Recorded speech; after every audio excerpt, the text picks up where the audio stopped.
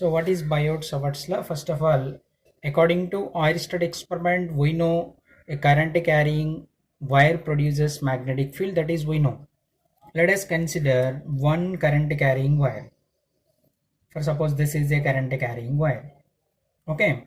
And for suppose the current passing through this wire, the current passing through this wire.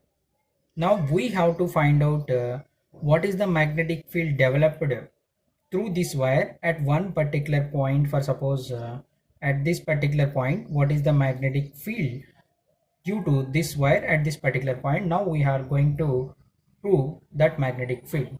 Okay, so this is a current carrying wire. According to Oersted experiment, a current carrying wire produces magnetic field. That magnetic field strength now we have to find out by using Biot-Savart's law experiment. So first of all, let us consider one small length element. One small length element. For suppose this length element is dl. Dl is nothing but length of this element, that is dl. And from this dl element to that point P, draw one line. Okay, that here to the center of the dl element to that point P, draw one line, that is nothing but distance r. And the angle between this dl element and this r is theta. Okay, so this is diagram. So according to Biot-Savart's law, the first point is the magnetic field due to this dl element at particular point depends upon some factors. The first one, the magnetic field is directly proportional to length of that element. The magnetic field is directly proportional to length of the given element. And second one, the magnetic field is directly proportional to current passing through this wire or current passing through that element.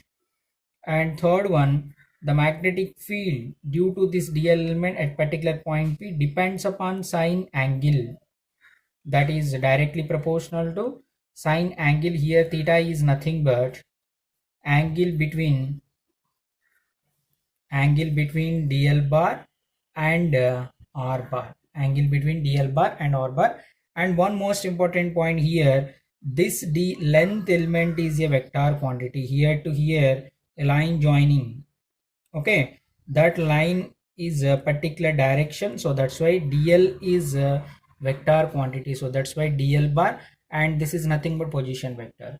And last one, the magnetic field due to that dl element at point particular P is inversely proportional to square of the distance between the dl element to that point P. So this is the magnetic field induction at point P depends upon some factors. The magnetic field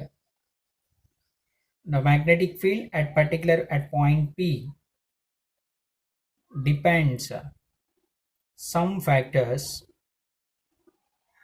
okay, based upon experimental based. These four relations most important. By using these four relations we can write one single relation, dB is directly proportional to I and dl and sine theta whole divided by r square. And dB directly proportional is replaced by equal, there is one constant k, and we can write I dl sine theta divided by r square. Here k is nothing but proportionality constant.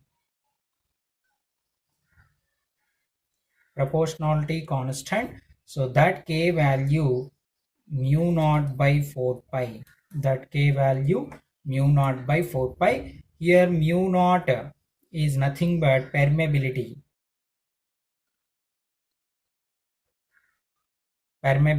of free space.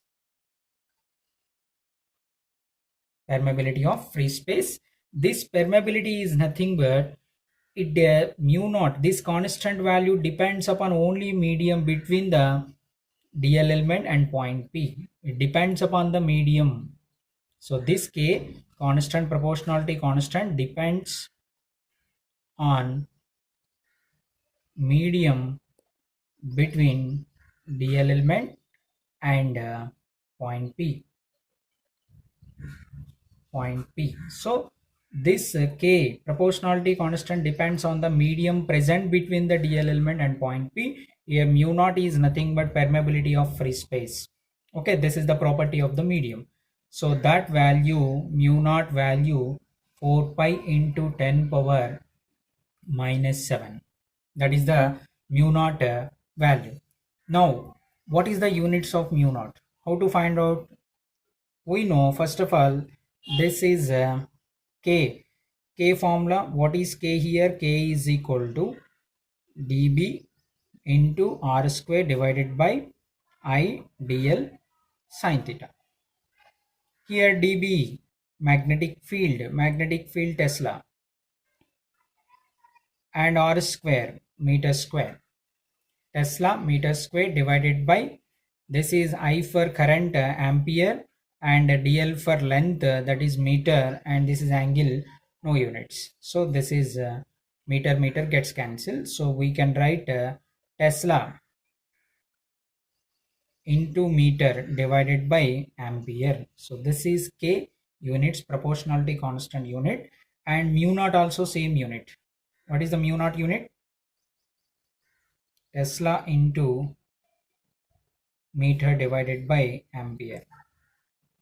So this is the mu naught unit, and this is called permeability of free space. And the vector form of dB, so dB bar is equal to K value mu naught by 4 pi, and we can write vector form. How to write vector form? I dl bar cross R bar divided by R cube. So this is the vector form of the magnetic field by using Biot-Savart's law, and this is most important formula. Okay, the direction of magnetic field, now that is most important. How to find out the direction of the magnetic field? By using right hand screw rule. That is also by using right hand screw rule we can find out the direction of magnetic field. So what is the right hand screw rule? For suppose at point P, at this particular point P, placed one screw, and this screw is rotating. That screw is rotating, that is this is rotating like this. That means it is clockwise. That screw is rotating clockwise. Screw is rotating clockwise means that screw moving inside the paper. Okay, and here DL bar and R bar both are having the plane of the paper, and whenever this screw is rotating like this, that means that screw moving inside the paper. So that screw moving direction represents magnetic field direction, or we can write right hand thumb rule. So what is the right hand thumb rule? Take our right hand and curling the fingers. This is DL bar and R bar. So that formula is DL bar cross R bar. So that DL crosses R bar. My thumb represents into the paper. My thumb represent here into the paper. Whenever this DL crosses R, my thumb into the paper. So that is the direction of the magnetic field at this particular point P. So that is also most important. Thank you very much.